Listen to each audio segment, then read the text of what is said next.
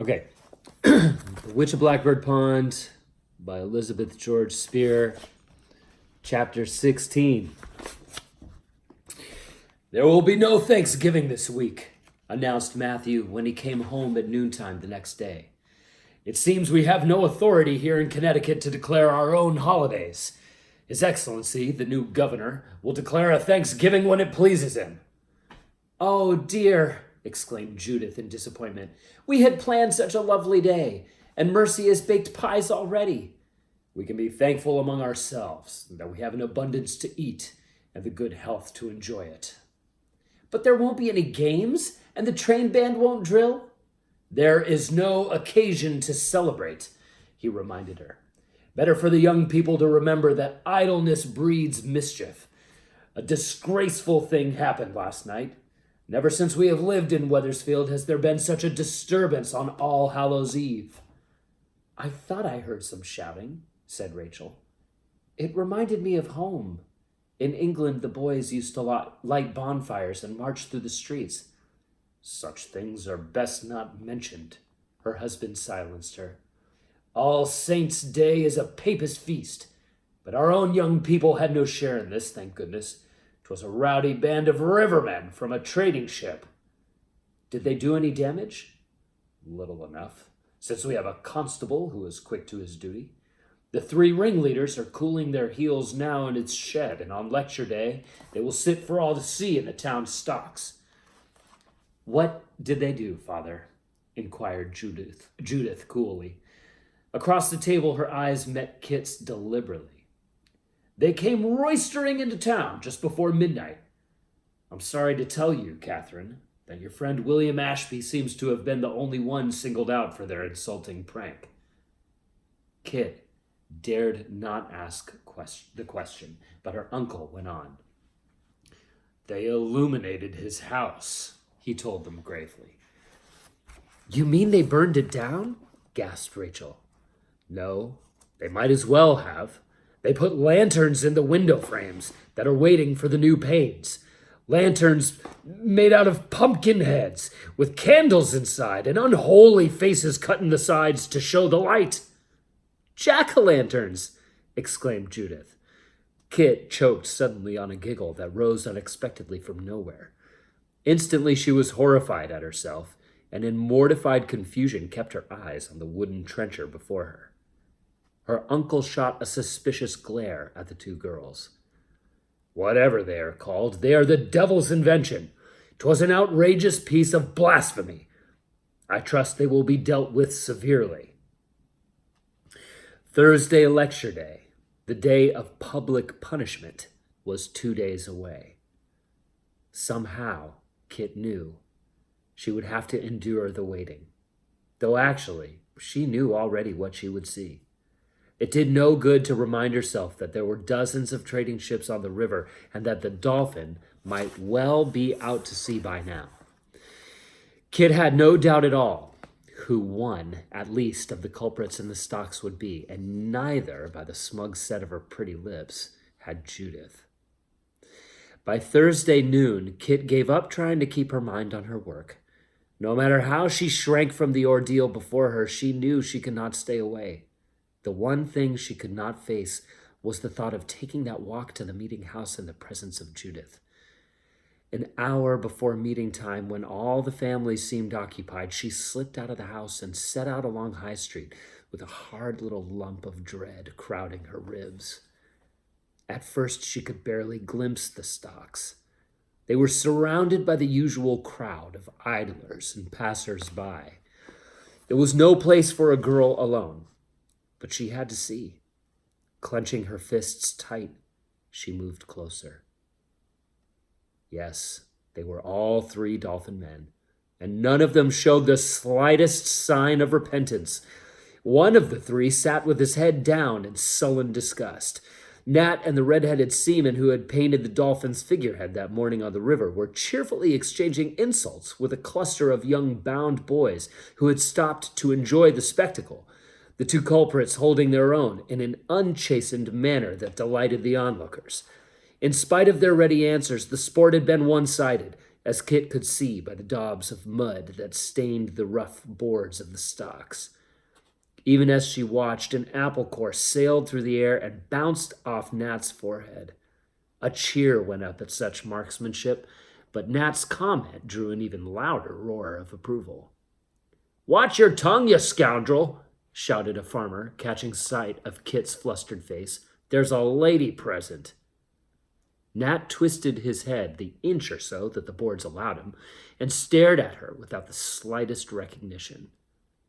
Her presence had spoiled the sport.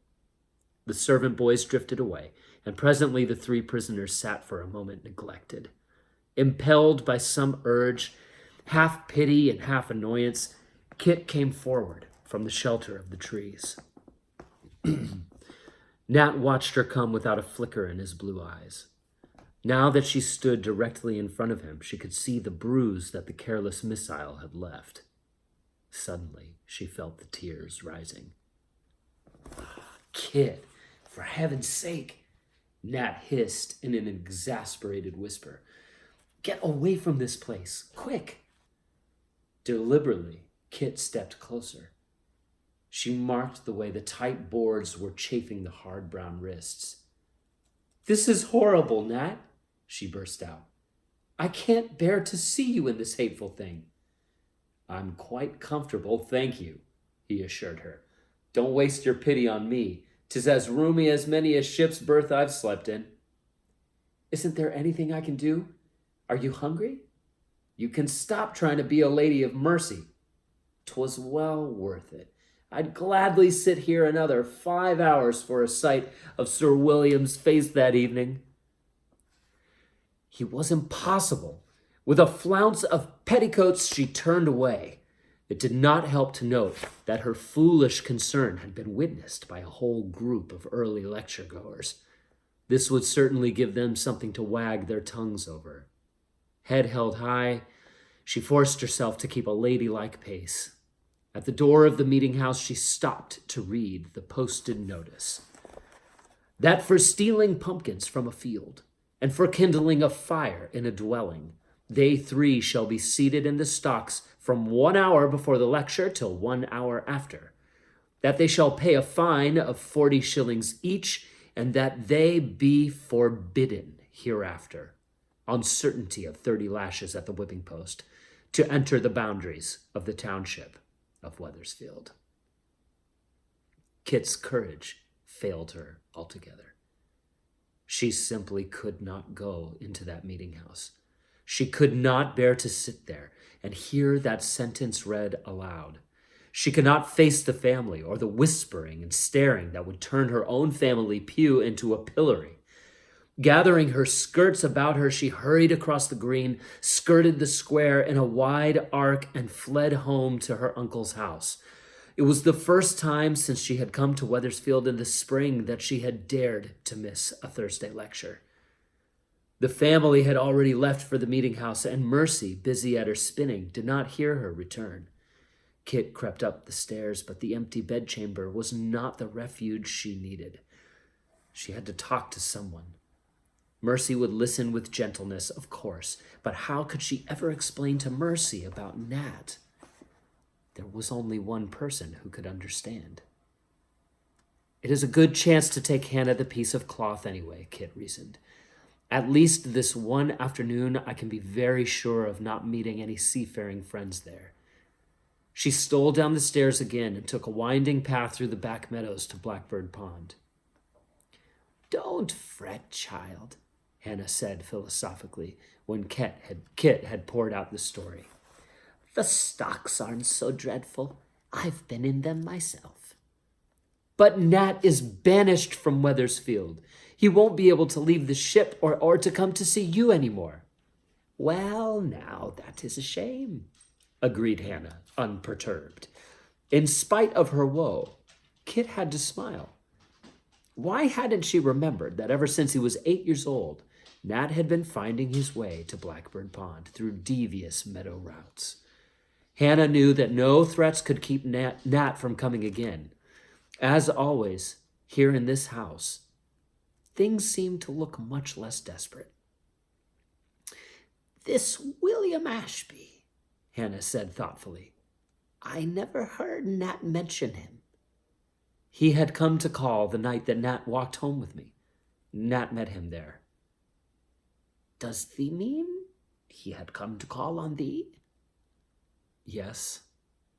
Why hadn't she ever told Hannah about William? Is the young man courting thee, Kit? Kit looked down at her hands. I guess you'd call it that, Hannah. Hannah's shrewd little eyes studied the girl's downcast face. Does thee plan to marry him? She asked gently. I don't know. They all expect me to. Does thee love him? How can I tell, Hannah? He is good, and he's fond of me. Besides, Kit's voice was pleading, if I don't marry him, how shall I ever escape from my uncle's house? Bless thee, child, said Hannah softly. Perhaps 'tis the answer, but remember, thee has never escaped at all if love is not there. Presently Kit opened the door to Prudence's timid knock and was comforted by the pleasure that rushed into the child's face. Prudence had further news of the culprits. Nat won't be able to come to see you, she told Hannah. They marched the three of them straight to the landing and put them on the Dolphin. But Nat waved to me as he went by. You know Nat? Kit asked the child, surprised. Of course I know him. He comes to see Hannah. Last time he listened to me read. Why should it disturb her to think of Nat's sharing the reading lessons? Kit wondered, trying to be reasonable. How many of his visits had she missed? She was a little jealous to think of them all here, cozily together, while she was hard at work in the cornfield.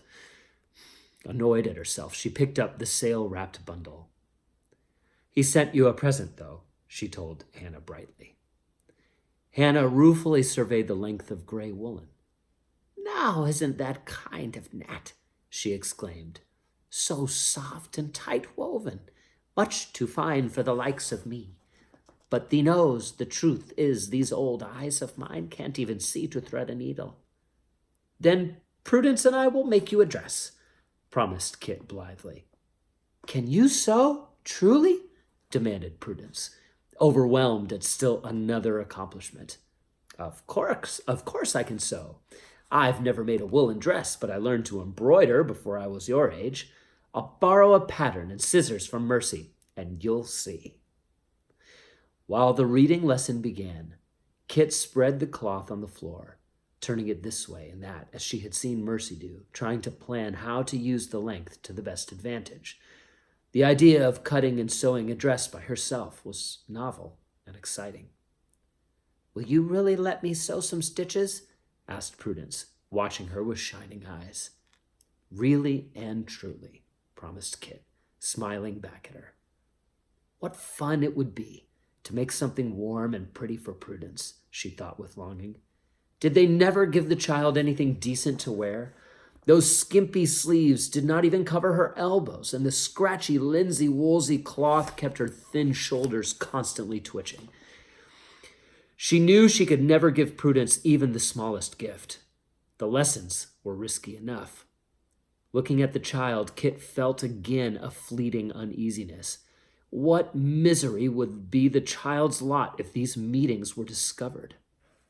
The miracle that had been taking place before their eyes had made it all too easy to forget the danger.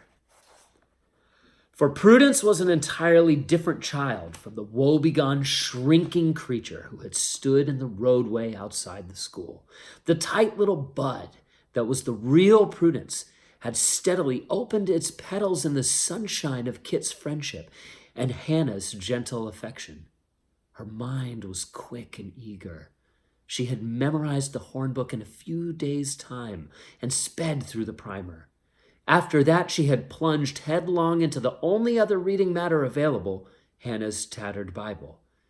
Kit had chosen the Psalms to begin with, and slowly, syllable by syllable, Prudence was spelling out the lines, while Hannah sat listening, her own lips often moving with the child's in the lines she remembered and could no longer read. There were days on end, of course, when Kit could not manage to keep the tryst.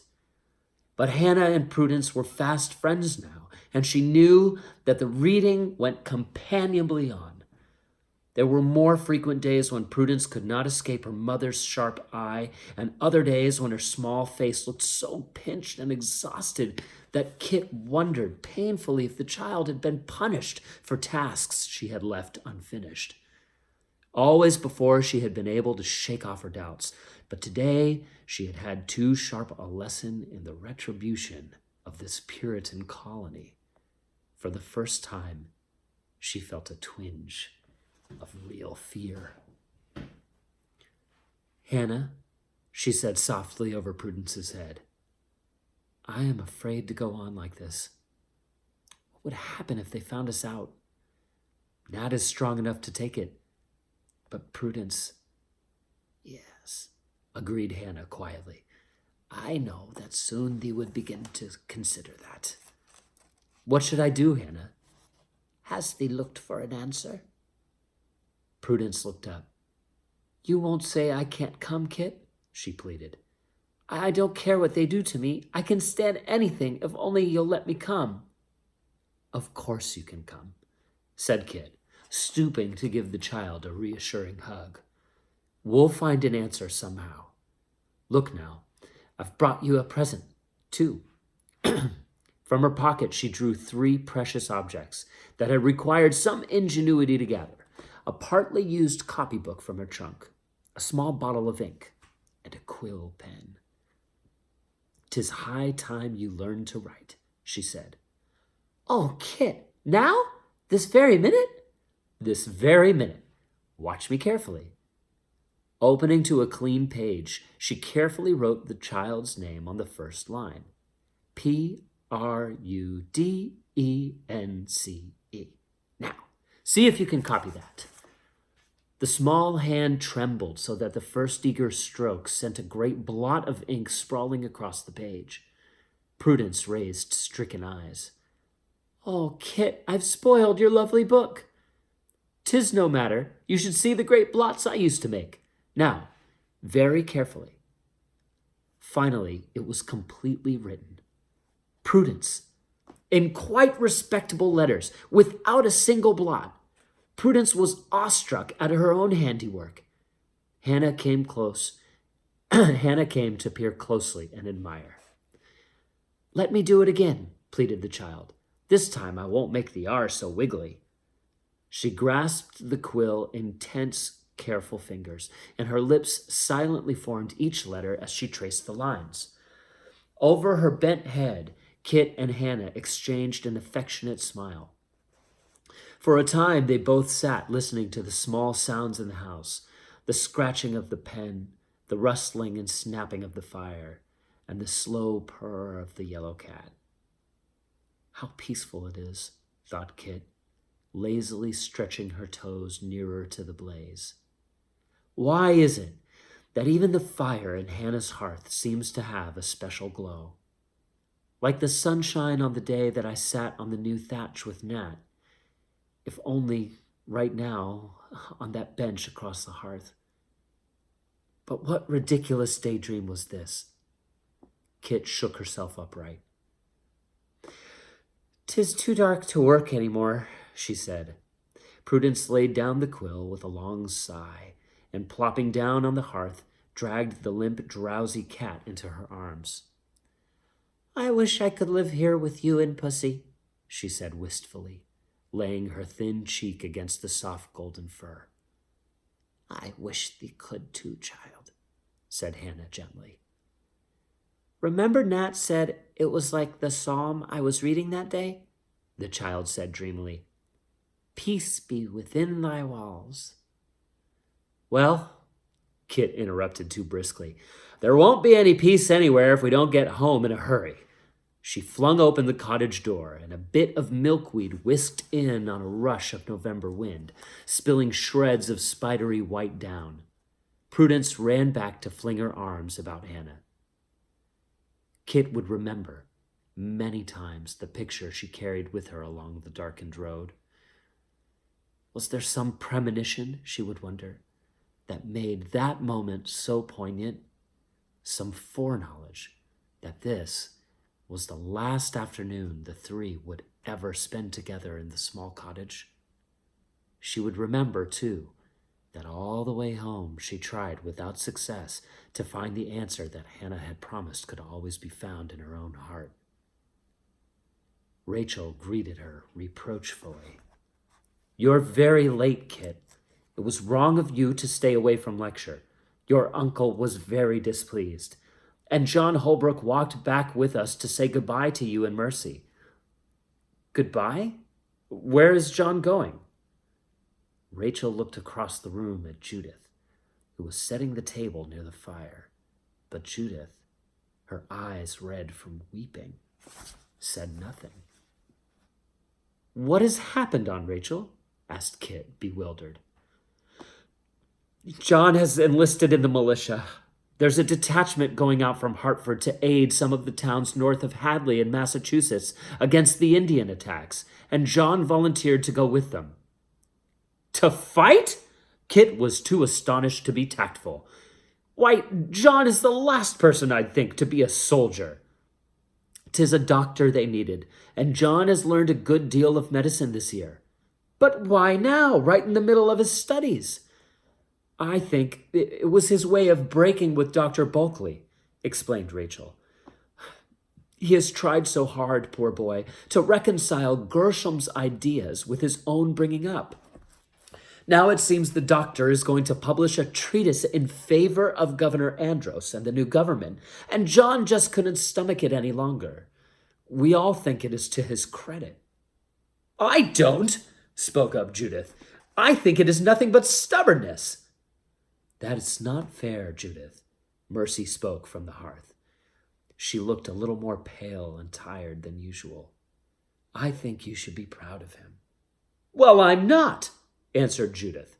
"What difference does it make what Dr. Bulkley writes? Now John won't get a church of his own, and he can never get married or build his house." Her tears broke out afresh.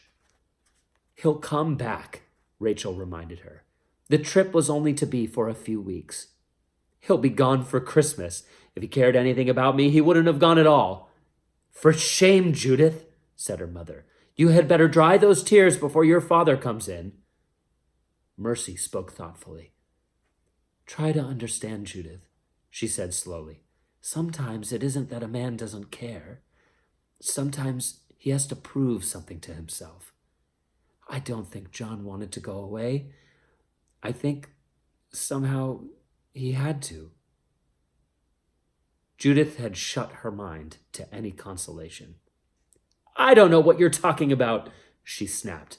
"All I know is we were perfectly happy, and now he has spoiled everything."